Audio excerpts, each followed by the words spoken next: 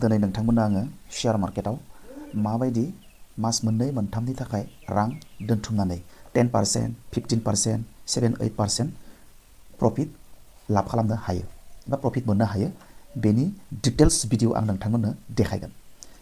आं गिबियावनो डिसक्लेमार होखायो नैबे भिडिअआ लार्निं पारपसनि थाखाय रावखौबो इनभेस्टमेन्ट होनो थाखाय एडभाइस होनाय बे नङा। जास्ट बियो सोलोंथाइ एबा माबोरै इनभेस्टमेन्ट खालामो बबेयाव मारै खालामनांगो बाय सेल माबोरै खालामो बेखौ फोरमायनायसो बेयो भिडिअ। आङो मोनबो कम्पेनियाव इनभेस्टमेन्ट खालामनांगौ होननानै रावखौबो एडभाइस होनो नागिराखै। नोंथाङा इनभेस्टमेन्ट खालामोब्ला शेयार मार्केटाव गावनि रिस्कआव बा नोंथाङा गोबां बिनि रिलेटेड डकुमेन्ट्सफोरखौ नायबिजिरनानैसो इनभेस्टमेन्ट खालामनो नांगौ। अके, दाना जोङो गोबां 5000निबो बांसिन कम्पेनिफोर दङ भारताव। बेनिनो जोङो निफ्टि 50 इन्डेक्सनि सिङाव थानाय 50टा कम्पेनिफोरनि सोमोन्दै रायज्लायगोन एबा नायबिजिरगोन। बे निफ्टि 50नि सिङाव गासै मोन 50टा कम्पेनिफोर दङ। बे कम्पेनियाव आङो माखासेखौ इनभेस्टमेन्टबो खालामनानै दोनदों माखासेयाव, आरो आङो देखायगोनबो माबोरै इनभेस्टमेन्ट खालामनो नांगौ, बे चार्टखौ माबोरै रिड खालामो आरो बे चार्टखौ रिड खालामनानै माबायदि जोङो इनभेस्टमेन्ट अपरचुनिटि नागिरनो नांगौ माबे समाव माब्ला बेनि सोमोन्दै आं डिटेल्स बुंगोन। आरो आङो 44 मुभिं एभारेजनि सायाव सोनारनानै माबोरै माने 10 days, 15 days, 1 month, 2 monthनि गेजेराव प्रफिट आर्न खालामनो हायो बेनि सोमोन्दै आङो बुंगोन। अके, दाना जोङो नायनोसै। गिबियावनो हमनानै ला नैबे गासिबो निफ्टि 50नि जोबदे। अब्ला जोङो नायनोसै नैबे बिराद आइसार मटर बेथ' बिराद दामि स्टक जाहैबाय नैबे 5400 खालाय। ओमफ्राय जोङो हिर' मटर कप बेबो जोङो जेसेबां लार्ज केप कम्पेनियाव इनभेस्टमेन्ट खालामनो हायो एसेबांनो रिस्कआ खम आरोखि। जोङो बिराद फिसा फिसा स्टक 10 थाखा, 20 थाखा, 100 थाखानि स्टक माने पेनि स्टक थाइबा, थाइनै, थाइथाम फोरावबो जोङो स्टक बायनो हायो, शेयार बायनो हायो। नाथाय बेफोरखौ पेनि स्टक होननानै बुङो। बे पेनि स्टकफ्राव इनभेस्टमेन्ट खालामोब्ला नोंथाङा मास मोनसे मोननैयावनो 100%बो प्रफिट बुक खालामनो हायो। नाथाय नोंथाङा बिराद लस जानायनिबो चान्स थायो आरोखि। ओंखायनो जोङो लार्ज केप कम्पेनिफ्राव एबा जोङो निफ्टि 50 कम्पेनिनि आन्डारावसो माबायदि इनभेस्टमेन्ट खालामनो नांगौ बेनि सोमोन्दै आं बुंनो नागिरदों। अके, दाना नैबे हिर' मटर कप बेखौबो नांला, नैखौ नायनोसै। श्रीराम फाइनेन्स बेयाव इनभेस्टमेन्ट खालामथावना जानानै दंना गैया? नैबे जाबाय श्रीराम फाइनेन्सनि चार्ट। ओमफ्राय नैखौ मिथिखा, नोंथाङा जुदि मास मोनसे मोननै मोनथाम मोनब्रैनि थाखाय इनभेस्टमेन्ट खालामनो नागिरदोंब्ला नैबेयाव थुनानै नैबे दैलि टाइम फ्रेमनि चार्टखौ अपेन खालामनो नांगौ आरो। नोंथाङा इन्ट्राडे खालामोबा जोङो नै 5 मिनिट चार्टखौ अपेन खालामो। नैबे 5 मिनिटनि चार्ट माने मोनसे केन्डेलाव 5 मिनिट्स दं आरोखि। होमबा जोङो साननै सानथाम 10 दिन 20 दिन 1 मासनि थाखाय इनभेस्टमेन्ट खालामगोन नालाय, ओंखायनो जोङो नैबे दैलि चार्ट बा उइकलि चार्टखौ जोङो नायनांगोन, उइकलि चार्टखौ नायनांगोन आरो। अब्लासो जोङो मोजां अपरचुनिटि बेयाव नुगोन आरोखि। माने 10 दिन 20 दिन मास मोनसे मोननैनि थाखाय जेब्ला इनभेस्टमेन्ट खालामगोन अब्ला अरायबो गोसोआव लाखिखा जोङो नैबे टाइम फ्रेमखौ उइकलि नङाबा दैलियाव नायनांगौ आरोखि। दा दैलियाव नायोबा नैबे रोजा गाबनि निला, नैबे रोजा हांखोआ निला गाबनि, बेनि सायाव सोनारनानै जोङो इनभेस्टमेन्ट खालामनो फोरोंगोन एबा आङो एक्सप्लेन खालामगोन माबोरै। दा नैबेखौ बुङो 44 मुभिं एभारेज आरो नैबे सिंनि बे इन्डिकेटरखौ बुङो MACD। होमबा जोङो बे MACD आरो नैबे रोजा हांखोआ निला गाबनि बे मोननै इन्डिकेटरनि सायाव सोनारनानै जोङो माबोरै इनभेस्टमेन्ट खालामनांगौ बेखौ जोङो नायगोन। नैबेयाव दा इनभेस्टमेन्ट अपरचुनिटि गैया। नैबे प्राइसनि केन्डेल स्टिकआ जुदि नैबे रोजा नैबे 44 मुभिं एभारेजनि गोजौआव थायोब्लासो जोङो इनभेस्टमेन्ट खालामनो नांगौ। जेरैबायदि नैबे मा थारिखमोन नैबेखौ नायदो, गाहायाव नायदो अक्ट'खौ। नैबे अक्ट'आ जाहैबाय 21 फेब्रुवारिमोन। 21 फेब्रुवारिनि खालिनो जों जुदि बे चार्टखौ नायनाय मोनबा नैबे 44 मुभिं एभारेजखौ जेब्ला क्रस अभार खालामगोन ना अब्ला जोङो नैबे स्टिकफ्राव जोङो इनभेस्टमेन्ट खालामनो हागौमोन। बा बेयाव हायाब्लाबो जेब्ला माने मार्केटआ एसे रिभार्स जाखायो आरोखि, एसे रिभार्स जानाय समाव जोङो नैबेयाव इनभेस्टमेन्ट खालामनायबा दिनै नोङो बेसेबां प्रफिट मोनगौमोन, माने बुहुत प्रफिट मोनगौमोन आरोखि। बा नोंथाङा प्रफिट नैफोराव नोङो प्रफिट बुक खालामनो हागौमोन आरोखि। नैबेखिनियाव इनभेस्टमेन्ट खालामजेननानै नैबे मा थारिख नैया 24 फेब्रुवारि। 24 फेब्रुवारियाव इनभेस्टमेन्ट खालामनानै नोंथाङा नैफोराव नोंथाङा प्रफिट बुक खालामनो हागौमोन एप्रिलाव। माने मास मोननै बा मोनसे खावसेनि गेजेरावनो आमदानि प्रफिट बुक खालामनो हागौमोन आरोखि। दा नैबेयाव नोङो इनभेस्टमेन्ट खालामनो हाया, मानो 44 मुभिं एभारेजनि सिङावसो ट्रेड सोलिगासिनो दङ। अरायबो 44 मुभिं एभारेजनि नैबे निला गाबनि रोजा हांखोनि सायावसो थायोब्लासो जोङो अपरचुनिटिखौ नागिरनांगौ आरोखि। अब्ला जोङो नायगिरनि दे, आङो नायगिरना दोनखादों भिडिअ बानायनो थाखाय मोननैसो, जेरैबायदि आदानियानखौ नायनो दे, डाइरेक्ट थांखानो जों भिडिअ गोलाव जागोन नालाय। आदानियान नैबे आदानियान, नैबे जाबाय आदानियान होननाय मोनसे कम्पेनि। बेयाव नायदो दानियाबा माने ओरैबायदि सान जाबाय नैनिफ्रायनो मार्केटआ नभेम्बर 2024 नभेम्बरनिफ्रायनो मार्केटआ बिराद डाउन फैबाय आरो। नभेम्बरनिफ्राय मास मोनब्रै मोनबासो जाबाय, माने मास मोनब्रै मोनबासोनिफ्राय मार्केटआ ओरैबायदि डाउनाव फैबाय दिनैसिम ओंखायनो आंनि हल्डिंनि माखासे इनभेस्टमेन्टफ्राबो लस थांनानै दङमोन आरोखि दासो एसे रिकभार जाजोबनानै प्रफिटआव फैहांबाय आरोखि दा ओंखायनो दा बिराद डाउनाव थांबाय नालाय दा माने मार्केटआ एसे स्टेबल जाबाय दा गोजौआव थांनायनि चान्स दंसै आरोखि ओंखायनो आङो नैबे आदानियानखौ नायबाय आदानियाना माने नै नायदो 44 मुभिं एभारेजखौ नायदो नैबे 44 मुभिं एभारेज नैबे भलिउमखौ आं दाननानै होनि प्रयोजन गैया बे भलिउम आंनि थाखाय आं नैबे भलिउमखौ दान नैबे जाबाय नैबे आदानियान कम्पेनिनि चार्ट बे चार्टआव जों नायबाय नै गोबां मास डाउन थाङै दा नैबे 44 मुभिं एभारेजनि गोजौआव ट्रेड सोलिगासिनो दं आरोखि ओमफ्राय जों नायबाय नैबे 44 मुभिं एभारेजनि सायाव नैबे सापर्ट लाबाय आरोखि बेयाव फैजेनना नांजेननानै गोजौआव थांजेनबाय आरोखि अब्ला जोङो दा हानाय जासिगोन आरोखि जोङो बेयाव इनभेस्टमेन्ट खालामनो हानाय जासिगोन खिन्थु बे एसे गिदिर स्टक नै 2400नि बियो 2400 प्लासनि स्टक बियो माखासे हायाबो जानो हागौ खिन्थु नोंथांमोना ओरैबायदि साननाङा शेयार मार्केटआव एसे फैसाजों बिराद प्रफिट खालामनो हागोन रं कनसेप्ट मालाबाबो हाया जायफ्रा बेफोरबायदि कनसेप्टजों फैयो बिथांमोना शेयार मार्केटआव मास मोनसे मोननै थावरिनानै थानो हागोन बिनि उनाव शेयार मार्केटखौ मुगैगोन आरोखि जेबोनि बुस्थु नङा बियो जुवा बियो गेम्बलिंसो बियो माने एकदम मेनिपुलेट खालामनो कल खालामनो हाया बेयाव बायदि नोंथाङा माने सेन्टिमेन्ट एबा थिंकिं लानानै मार्केटनिफ्राय गोजानाव थांनो नाजागोन आरोखि नाथाय नोंथाङा डिसिप्लिन सिस्टेमेटिक आरो पेशेन्स थानो नांगोन शेयार मार्केटआव फैसा आरजिनो थाखाय दा नायदो नैबे मास मोननै मोनथाम डाउन जानायनि उनाव नायदो नैबे 44 मुभिं एभारेजनि गाहायावनो ट्रेड खालामगासिनोमोन मास मोननै मोनथाम दा खिन्थु जों नुबाय एसे स्टेबल जाबाय मार्केटआ एसे कनसलिडेसन लाबाय माने साइड वेज सोलिबाय दा नैया 44 मुभिं एभारेजनि गोजौआव ट्रेड खालामगासिनो दा माने आरामसे नों बेयाव इनभेस्टमेन्ट खालामनो हायो नाथाय बे एसे गिदिर स्टक गासिबो हायाबो जानो हागौ आरो नों शेयार मार्केटआव नों इनभेस्टमेन्ट खालामनो थाखाय फैसा नांखागौ दै 10 थाखा 20 थाखा 100 200 1000 नोङो हानाय नङा आरोखि हागोन नों इन्ट्राडे खालामनांगोन आरो इन्ट्राडेआ बिराद रिस्कि नों बिराद सोलोंबावनांगौ जायो बिराद नेम निथि फल' खालामनांगौ जायो आं बेनिबो माखासे भिडिअ होदों नोंथांमोनाबो नायजागोन आरोखि माबायाव थांनानै प्लेलिस्टआव थांनानै दा नैबेयाव नोङो ट्रेड खालामनो हासिगोन मानो 44 मुभिं एभारेजखौ जेब्ला सापर्ट लागोन ना प्राइसआ नै सापर्ट लानानै गोजौ थांबायना दा नों बेयाव हासिगोन खिन्थु अरायबो गोसो लाखिखान नोंथांनि स्टप लसआ नैबेयाव जागोन आरो स्टप लसखौबो नोंथाङा गोसो लाखिखानांगौ स्टप लसआ शेयार मार्केटआव मेन बुस्थु जाय मानसिया स्टप लस लागाया शेयार मार्केटआव ट्रेडिं खालामनायाव बा इनभेस्टमेन्ट खालामनायाव बिथाङा शेयार मार्केटआव माब्लाबाबो साक्सेसफुल मानसि जानो हाया ट्रेडार जानो हाया बा इनभेस्टमेन्ट खालामग्रा मानसि जानो हाया आरोखि दा बेयाव आङो मोनसे देखायनो नैबेयाव जुदि आं बायोबा एक सेकेन्ड मोनसे जिनिसखौ आं देखायनि नैबेयाव जुदि आङो दिनै एक सेकेन्ड आङो मोनसे जिनिस मुथाखौ नैबेयाव जुदि आं बायोबा एक सेकेन्ड नैबेयाव जुदि आङो बायोबा दिनै दा मार्केट अपेन जानाय लोगो लोगो नैबेयाव जुदि आं बायोबा आंनि स्टप लसआ नैबे 44 मुभिं एभारेजनि गाहायाव जानांगोन आरो माने 44 मुभिं एभारेजनि गाहायाव माने मोनसे शेयाराव 160 रुपिस लस लानो नांगोन आरोखि जुदि मार्केटआ नोंनि एगेन्स्टआव थाङोबा आरो जुदि मार्केटआ नोंनि फेभाराव फैयोबा नोंनि टारगेटआ मा जागोन नोंनि टारगेटआ बुहुद गोजौ माने नोङो 500 600 नोङो प्रफिट लानो हागोन आरोखि नोङो नैसिनसोबाबो नोङो 200नि खाथियाव बानायफोर नोङो माखासे नों लाखिबाय थाबानो जाबाय आरो जेब्लासिम नोंनि टारगेटआ फुलफिल जाया खिन्थु नोङो बेनि थाखाय रेडि जानांगोन नोङो बे स्टकआव नोङो बेसेबां लस लानो गिबियाव नोङो बेसेबां लस लानो बेखौसो नायग्रोनांगोन थारमाने मानो होनबा शेयार मार्केटआव 100% रावबो प्रफिट खालामखानोनो हाया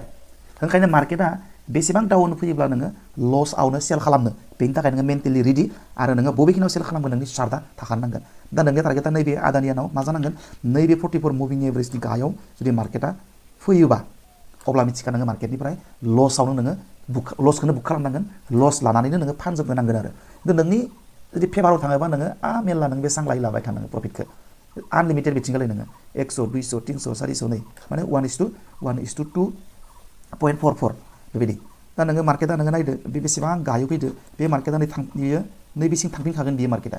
नैबेसिम सानसेनाव सानसे थांफिनखागोन बियो नों लाखिबाय थादो मास मोनसे मोननै मोनथाम अब्ला नोङो मोनसे स्टकआवनो बेसेबां मोनगोन 780 रुपिस नोङो प्रफिट मोनगोन खिन्थु नोङो लस जायोबा बेसेबां जागोन लस जायोबा नोङो 160 रुपिस लस जागोन आरो नोङो प्रफिट जायोबा बेसेबां जागोन लस जायोबा 160 रुपिस पार शेयाराव आरो प्रफिट जायोबा माने 780 रुपिस प्रफिट जायोबा नोंनि टारगेटआ बे जागोन बा नोंथाङा नै गेजेरावबो नोङो सेल खालामनो हायो नोङो 400 प्रफिट नै लस जायोबा 160 रुपिस आरो प्रफिट जायोबा 400 रुपिस बेबायदि स' बेबायदियाव नों दा नैबेयाव हमनानै ला आदानियानाव नोङो मोजां माने इनभेस्टमेन्ट खालामनायनि अपरचुनिटि दं आरोखि बेथ' गिदिर स्टक जोङो फिसा स्टक नागिरबावनि आङो भिडिअ बानायनो थाखाय नागिरखाना दोन्दों एनटिपिसिखौ जों नायनोसै एनटिपिसियाव माबायदि जानानै दङ एनटिपिसि नैबे एनटिपिसि फिसा स्टक बियो शेयार प्राइसआ 348 रुपिस नै नैबे जाबाय एनटिपिसिनि बेबो निफ्टि 50 इन्डेक्सनि आन्दारावनो गोलैनाय मोनसे कम्पेनि दा बेयावबो नायदो ओरैबायदि इन्टारेस्टिं आरोखि दा नायनोसै जों होमबा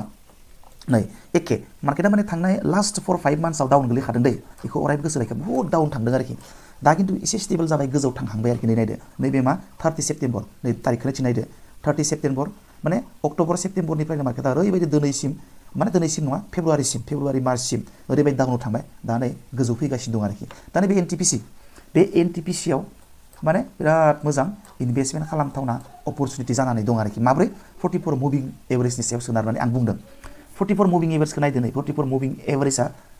नैबे 44 मुभिं एभारेजनि गोजौआव थांबाय क्रस अभार खालामबाय ओमफ्राय दा नै बेयाव ट्रेडिं खालामगासिनो दङ ओमफ्राय नै 44 मुभिं एभारेजनि सायाव खिन्थु नै सापर्ट लायाखै दै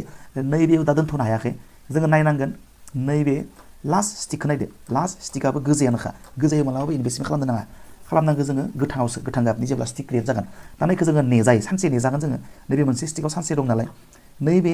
नैबे निला गाबनि बे 44 मुभिं एभारेजआव सापर्ट लाबाय नालाय जुदि ग्रीन केन्डेल स्टिक क्रिएट जायोबा नेक्स्ट गाबोन दिनैथ' नैबे जाहैबाय गोजाया गाबोन जुदि गोथां केन्डेल स्टिक क्रिएट जायोबा जोङो नेक्स्ट समफोरनिफ्राय जोङो इनभेस्टमेन्ट खालामनो हासिगोन आरोखि अब्ला बेयाव इनभेस्टमेन्ट खालामोबा नोंथांनि स्टप लसआ मा जागोन फार्स्ट स्टप लसखौसो सिन्था खालामग्रोनांगोन थारमाने स्टप लसआ बबेयाव जागोन नङाबा शेयार मार्केटाव मालाबाबो थावरिनानै थानो हानाय नङा स्टप लसआ माबे जागोन स्टप लसआ बिराद फिसा नैबेयाव आरामसे बिराद गिनो गोनां गैया बेयाव स्टप लसआ नैबे 44 मुभिं एभारेजनि गाहायाव माने 3 रुपिस मोनसे स्टकआव थाइथाम लस जागोन जुदि नोंथांनि एगेन्स्टआव मार्केटा थाङोब्ला खिन्थु नोंथांनि फेभाराव मार्केटा फैयोबा नोंथाङा बेसेबां प्रफिट जागोन 20 थाखा लस जायोबा थाइथाम लस जागोन मोनसे शेयाराव प्रफिट जायोबा 20 थाखा प्रफिट जागोन बेबायदि स्टप लसआ नैबे प्राइसआ माने नैबेयाव 44 मुभिं एभारेजनि गाहायाव फैयोब्लानो नोङो मार्केटनिफ्राय लस बुक खालामदो आरोखि लसआवनो नोङो सिकार खालामदो आं लस जाबाय मालाबाबो नेबाय थानो नाङा लस जायोबा मालाबाबो नेबाय थानो नाङा प्रफिट जायोबा नेबाय थानो नांगौ आरोखि दा बेबायदि खिन्थु नोंथाङा जेब्ला शेयार मार्केटाव हाबजेनगोन ना ओरैबायदि जागोन नोंथाङा लस जायोब्लासो नेफ्लांबाय थागोन फैफिनगोन खोमा साननैसो थानानै प्रफिट जाफिनगोन खोमा नेफ्लांबाय थागोन नोंथाङा जेब्लासिम मेन्टेलि स्टप लसखौ सेट खालामनानै लाया ओंखायनो मेन्टेलि सेट खालामखाबाय नैबेयाव नोंनि स्टप लस जेब्लानो मार्केटा बेसिम फैगोन अब्लानो मार्केटनिफ्राय एग्जिट लागोन माने लसआवनो सेल खालामगोन खिन्थु प्रफिट जायोबा नोंथाङा नैबेसिम जेब्लासिम फैया बा जेब्लासिम माने नैबे रेसिअ'खौ नाय जेब्लासिम 3 थाखानि एगेन्स्टआव 6 थाखा लाब जाया जेब्लासिम 3 थाखानि एगेन्स्टआव 9 थाखा 12 थाखा लाब जाया अब्लासिम नोङो मार्केटनिफ्राय एग्जिट लानो नाङा माने 1:2 2:1:3 1:4 जाखागोन थाइसे लस जायोबा थाइनै लाब खालामथारनांगोन नोङो थाइसे लस जायोबा माने थाइब्रै लाब खालामथारनांगोन नोङो बेबायदि टारगेटाव नोङो ट्रेड खालामनो नांगौ आरोखि दा नैबे मोजां अपरचुनिटि जागोन दा नङा नैबे नेक्स्ट केन्डेल स्टिकआ जुदि ग्रिन जायोब्ला नेक्स्ट समफोरनिफ्राय जोङो हागोन आरोखि खिन्थु नैबे ग्रिन जाबाय थायोबा नैबे रेड जाबाय थायोबा जोङो बेयाव ट्रेडिं खालामनो हाथ'नाय नङा नैबे 44 मुभिं एभारेजनि गाहायाव फैयोबा जों हानाय नंलिया ओंखायनो बेखौ जोङो साननैसो नायबाय थानांसिगोन आरो बेखौ अब्ला जोङो नायबावनोसै मोननैसो दाना जों नायगोन ONGC बेबो निफ्टि 50नि सिङावनो थानाय मोनसे कम्पानि नैखौ नायदो ONGCखौ जों नायनो दै ONGCआवबो माने नैबे मोनसे ट्रेन्ड लाइन दै नैबे मोनसे रेजिस्टेन्स लाइन होनना बुङो बेखौ नै 60 सापर्ट लाइन थायो नैबे रेजिस्टेन्स लाइन दा रेजिस्टेन्स लाइन नैबेबो 44 मुभिं एभारेजनि गोजौआवनो दं खिन्थु नैबेथ' आरो मा नैखौ डोजी केन्डेल स्टिक होनना बुङो बे डोजी केन्डेल स्टिकनि उनाव जुदि ग्रीन केन्डेल स्टिक क्रिएट जायोबा मिथिका गोजौ थांनायनि चान्स दं आरोखि खिन्थु बेखौबो गोसो होनांगोन बेयाव मार्केटा गोबां दान जाबाय नैबे रेजिस्टेन्स लाइनखौ मालाबाबो बाराखै आरोखि ओंखायनो बेखौ बाराय नङाबो जानो हागौ खिन्थु नैबेयाव नोङो बाय खालामोबा नैबेखिनियाव नोङो सेल खालामफिननांगोन आरो मानोना बेयाव माने रेजिस्टेन्स लानानै गाहायाव फैफिननायनि चान्स दं मानो बेबायदि आगोलनि हिस्ट्रिया बुंदों आगोलबो बेयाव थांदों गाहायाव फैफिनदों बे लाइनाव थांदों बेयाव फैफिनदों बेयावनो खाथि खाला थांदों आरो फैफिनदों बेयावनो थांदों खाथि खाला आरो फैफिनदों आरो बेयाव थांदों आरो फैफिनदों मा गेरान्टि लानो हानो जों अब्ला बेयाव थांनानै जे बेखौ थंब्लेट बारलांगोन बेनि जेबो गेरान्टि गैया मानो हिस्ट्रियावनो मालाबा बारफेराखै ओंखायनो जोङो नैबेयाव बायोबा नैबेयाव फानफिननो नांगोन खिन्थु मोनसे बाथ्रा गोसोआव लाखिखा नैबे ट्रेन्ड लाइनखौ बारखायोबा थंब्लेट मिथिखा खिन्थु मार्केटा बियो आप ट्रेन्ड लानोसै आरो बेखौ बायनो हासिगोन आरोखि आरो ओरैबाबो बियो 44 मुभिं एभारेजनि गोजौआवनो दंखायो आरो नैबे ट्रेन्ड लाइनखौ बारखायोबा मिथिखा मार्केटा बियो गोजौआव थांखासिगोन आरो नोङो इनभेस्टमेन्ट खालामनो हाखासिगोन आरो नोङो प्रफिट बुक खालामनो हागोन आरोखि मास मोनसे मोननै बा सप्तानैनि गेजेरावनो नोङो प्रफिट खालामनो हागोन आरोखि स' बेबायदि जोङो नायबिजिरो ट्रेन्ड लाइनखौ अके होमबा जों थांनोसै दानिया आरो मोनसे टेक महिन्द्र नै मोनसे कम्पानि लास्ट कम्पानि जोङो नायबिजिरबावनि नैबे मोनसे बिराद मोजां जानानै दं दिनै नैबेबो आगोल बुंनाय बायदिनो थांनाय माने लास्ट 4-5 मान्थ्सआव मार्केट डाउन थाङै फेब्रुवारि मार्चसिम